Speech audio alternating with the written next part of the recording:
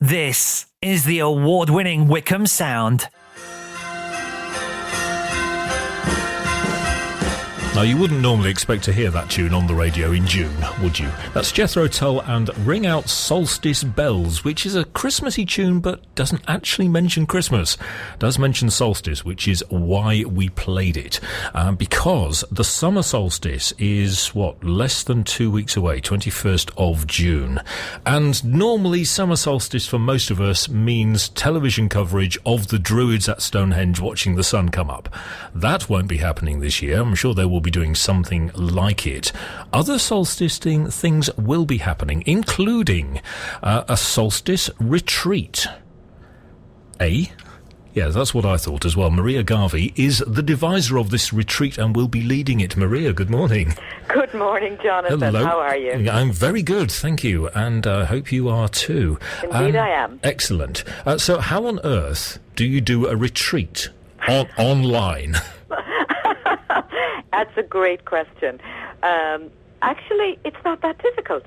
Oh. Because let me just start at the beginning. Do. When I thought about this at the beginning, one of the reasons that it came to mind was that I've heard people over and over saying recently, I can't believe it. During this time of lockdown, I'm still really busy. Yes.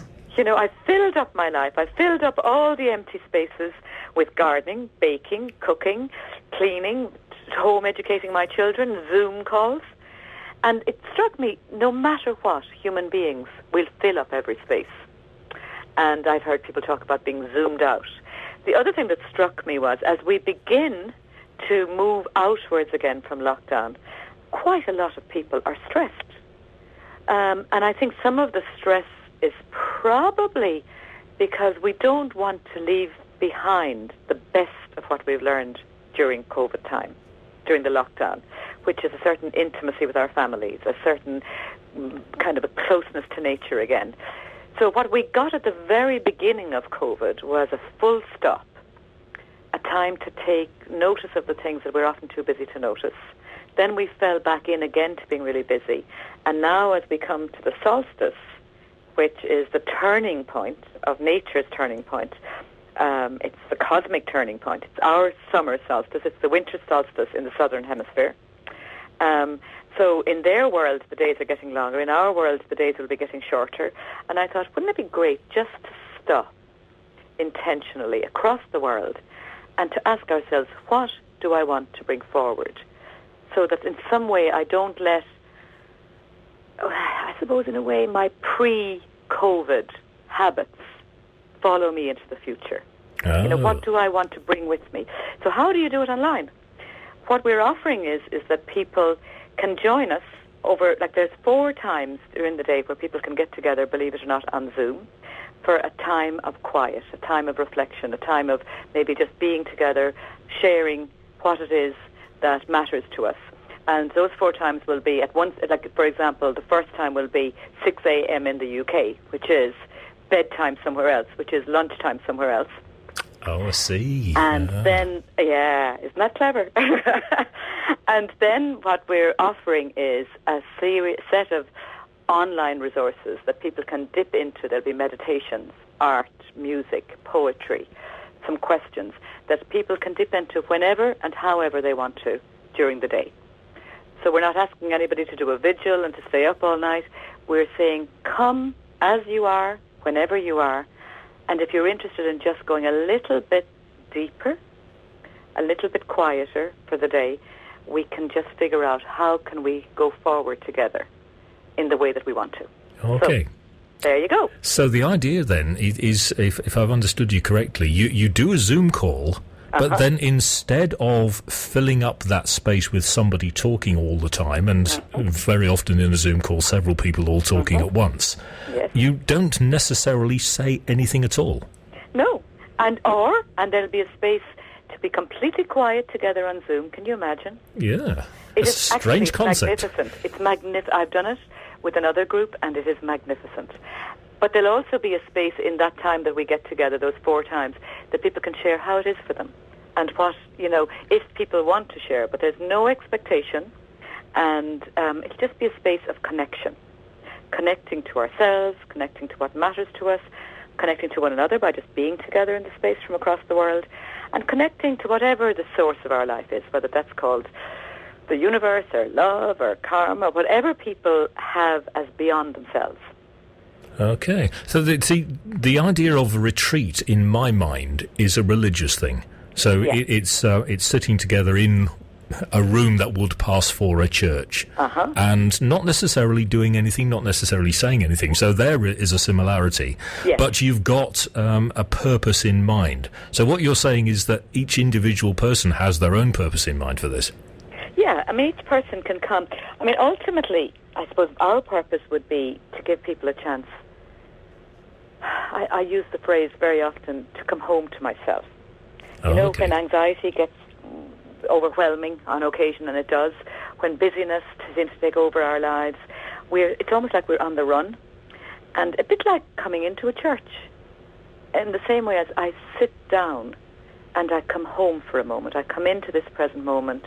In mindfulness, very often it's coming home to my breath. In religious terms, it's very often coming home to a word of God. But it's a kind of a stilling, a quietening down, so that I can actually hear myself, hear what's going on, and make choices instead of being carried along. You know, carried along on the movement. That's, you know, we get a moment to be still, and then we can make choices. Yeah, it's quietening down, and it's also slowing down, it seems to me. Absolutely. Because like you said, it's very easy to get into a habit of busy. And most of us, after that first shock of the lockdown, found things to do to fill the time. Or, in my case, I found other things coming in by themselves to fill the time. Absolutely, yeah. So what you're suggesting then is that we deliberately say, no, hang on, stop, just for a bit. Not permanently, but for now, we are going to not do that. Yeah. It's like being a little bit more intentional about our lives. So when I hear people saying, I hope we don't lose the gifts of this time, and there have been many. Been said so many times, hasn't it? Yeah, and there have been many challenges, but there have been gifts of this time that a lot of people have talked about. And so instead of saying, I hope we don't, it's sort of stopping and saying, well, what am I willing to say I won't lose? What do I say, you know, I'm going to hang on to this, and I'm going to have a practice once a week of going for a walk with my children, or a practice of baking banana bread with the children, or I'm going to have a practice of doing a bit of gardening. Instead of being afraid of losing it, I have an opportunity to choose it. Okay, so what you're aiming at then is to come out the other side of this with some idea of what to do next. Yeah, with some sense of I can be cause in the matter of my life rather than just be a victim of whatever is happening in my life. It's going to be a very uncomfortable thing, potentially, isn't it? It's going to be, well, the aim of the day, actually, is to have it to be a very gentle day. A quiet, still, no expectations. If people want to go for a walk for an hour, or want to go to... Do you know what? Sometimes horizontal meditation is as good as any.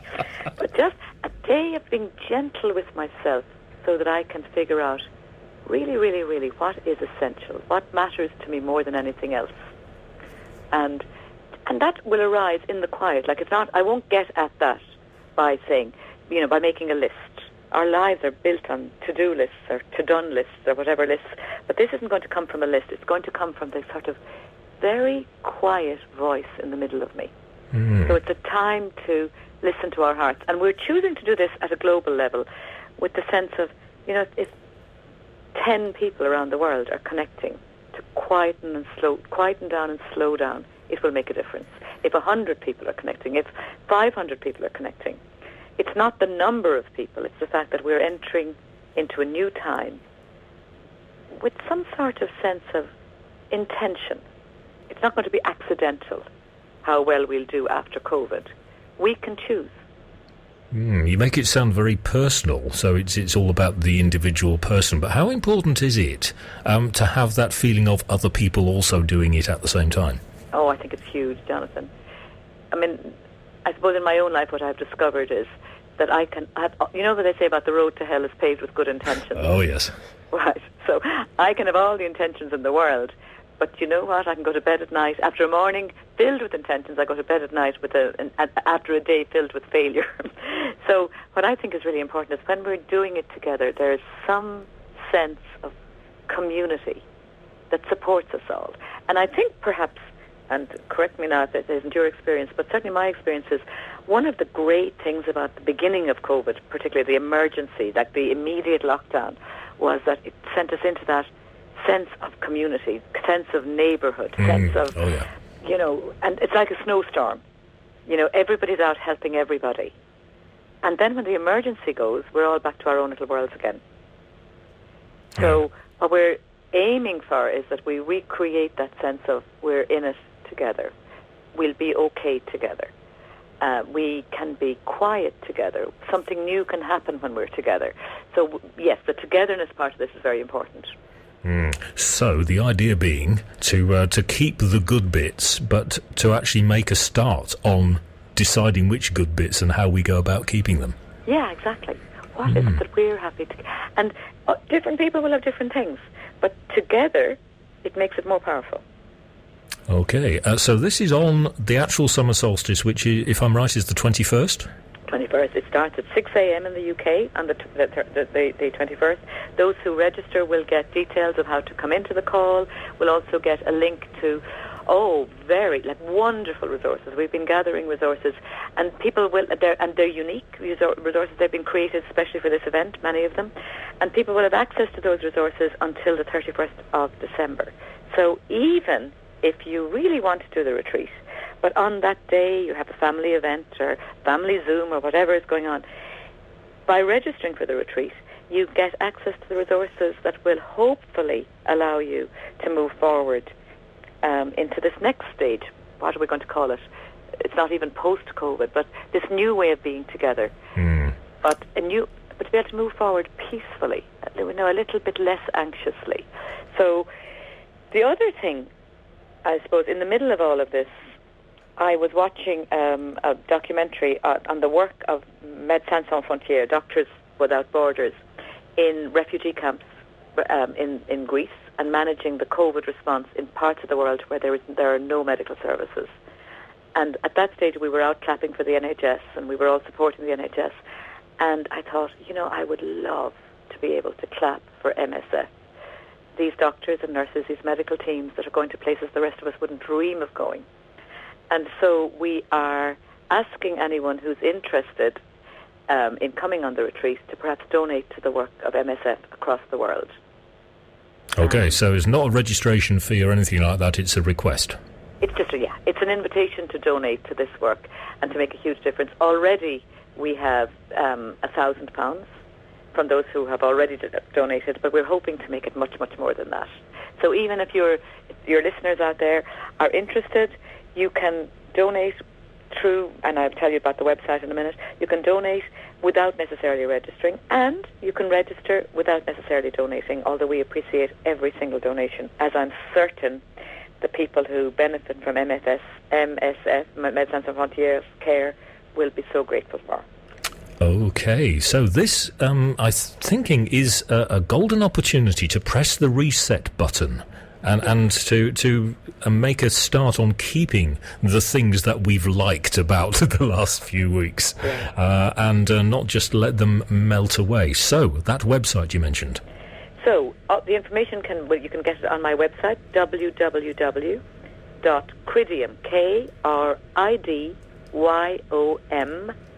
KRIDYOM.UK. KRIDYOM.co.uk. And if you go in on the front page, the retreat there's a link into the retreat, and then through the registration page, there's a link to donate to MSF. Right, but as you said, that is not the main reason of it. The main reason is actually to get people in a community, but separately. Yeah, and connected. I think the thing that has come up for us over and over through recent years, is that sense that the need for people to feel connected to each other again, to be connected to one another. So my work in general is about helping people to be connected in large organizations, connected to themselves when they're struggling, connected to their own deepest longings, desires, hopes, commitments, but I suppose in particular connected to one another in ways that we know that no matter what happens, we are not alone. No matter how bad it gets or how great it is, it's always better when we know that we're not alone. Well, that's a great place to leave it, because how do you top that? The Solstice Retreat is on the 21st, which is the summer solstice, so you've got time to get it in your diary and make sure it doesn't fill up with other things as the globe turns. And that website again, if you were scrabbling for a piece of paper or if the pen didn't work, KRIDYOM. M for Michael, yeah, .co.uk. No, there's no .co, Jonathan. It's just .uk. www.cridium.uk. Cridium.uk. It's such a habit, isn't it? It's just like all the habit of busy and the habit of rushing around and being noisy to say .co.uk, but cridium.uk. And as I always say, if you didn't quite get that written down, I'll put it on Wycombe Sound social media for you. And it could be a golden opportunity to make a new start. Is that putting it too strong, Maria? Yeah, yes. In a way, it's what I said earlier. Sometimes we get a bit trapped in who we were in the past, and nothing new can happen in the future. So it's about to stand in front of the future now and say, who am I going to be, and what will I do as I move forward out of this time into something new? And none of us really have a clue what's going to happen. So it's kind of nice to imagine that it could be one big adventure together. That's something to look forward to. Maria, thanks for your time this morning. And Jonathan, I have a question for you. Oh, go on then. Will you join us? You know what? I just might. Oh, wonderful. Can't guarantee thank you so much for this opportunity. I can't guarantee to be there at 6 a.m. No, well, that's very important. Don't let that put anyone off. If you don't turn up for any of the calls where we're together, you can still participate fully in the retreat, using the resources and figuring out how best to do it for you. Right. Make a note in your diary. Look up that website now as the globe turns. That website again, because it's not intuitive. Cridium.uk, not .co.uk. Exactly. Maria, thanks for joining us this morning. And thank you so much for having me. That's Maria Garvey, who is leading and devised the whole idea of a solstice retreat, being by yourself online and doing a Zoom call without actually saying anything. What a great idea. Love music, love talk, love Wycombe Sound.